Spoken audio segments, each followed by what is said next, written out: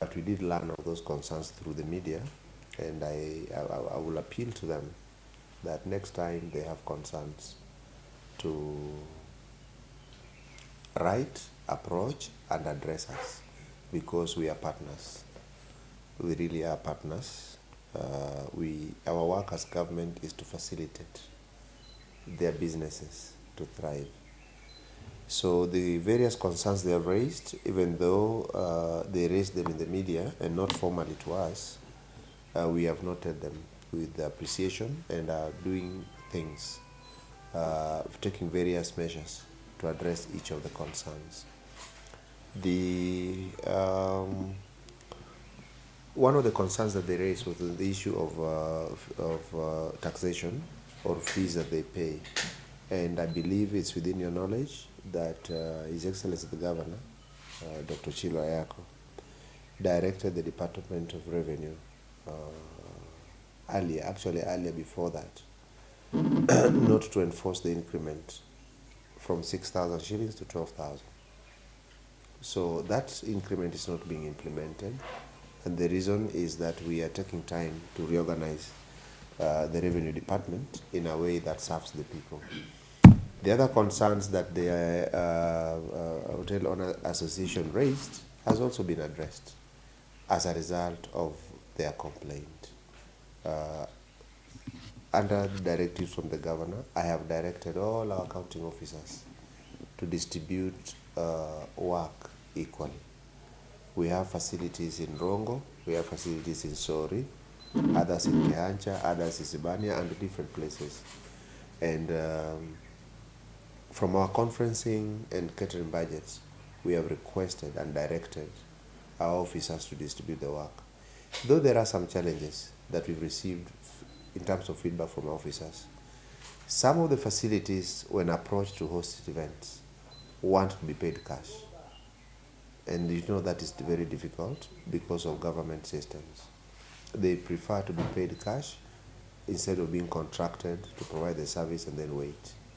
And that sometimes is the reason that our officers choose to work with certain establishments who do not have a problem offering services, processing their documentation, and waiting to be paid at a later time. One of the other issues is clear lack of capacity on some of those facilities. If I would like to host 300 people, you approach a facility, you check their conference room, you find it's not adequate. And I do not want to name establishments now, but I will take you through them, and you will see for yourselves that some of those facilities are not ready to receive guests.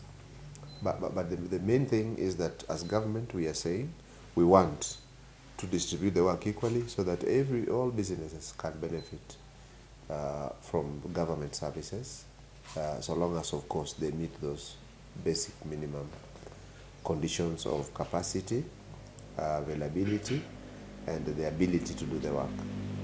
Other issues that they raised actually affect all of us. The matter of street lighting is being addressed by our department in charge of energy. You all know very well that Migori, for the longest time, has not had a functional sewerage system as a town. In our county master plan, we are working on that, and I believe we soon we will reveal the actual plan on how to address the sewerage systems. It's a big deal, and it needs to be addressed. The other ones, like water and so on, Miwasco and other places, we are doing our best to provide the best that we can. I also heard that one of the other complaints was about electricity. That is beyond the control of the county government. It's a Kenya Power issue. I believe there's some upgrades ongoing, including upgrading Gogo from the current 2 megawatts to 8.6 into the national grid. We've been told that once implemented, that will solve the problems of power around here. But I wanted to say overally that we take all those comments positively and would like to work hand in hand with the Hotel Owners Association. They are very big employers in this county. We would like to work with them to improve services so that their customers are also happy. Recently, we conducted some sort of induction or appraisal course for enforcement officers and tried to equip them with some skills on how to handle people, which has been a complaint. So we hope to do it incrementally so that we have an enforcement team that does the work of government but does not infringe on other people's rights, like pouncing on someone just trying to park to grab a glass of water and all that. So it's a continuous process. Now, also, you cannot rule out some errant individuals from the flock who go outside of their mandate to try to exercise something that is clearly outside of their purview. But our entire workforce, our entire enforcement team, we've prepared an induction arrangement for them to be trained continually, to have a public enforcement team that is friendly and that is responsive to the needs of the people of Migori.